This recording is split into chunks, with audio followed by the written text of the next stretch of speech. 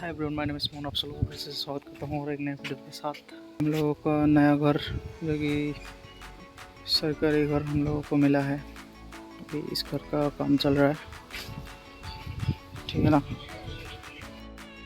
इस घर में आपको 2 रूम है।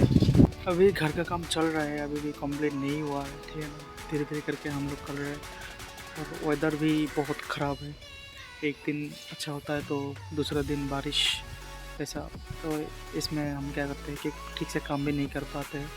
ठीक है, धीरे धीरे कर रहे हैं, कंप्लीट हो जाएगा।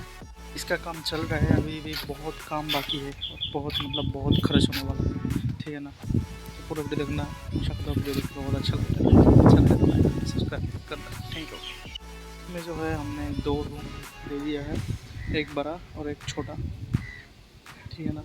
देखिए एक बार जब कंप्लीट हो जाएगा तो और एक वीडियो बना के मैं अपलोड कर दूंगा, आप लोग देखिएगा। तो तब तक के लिए bye bye, thanks for the watching.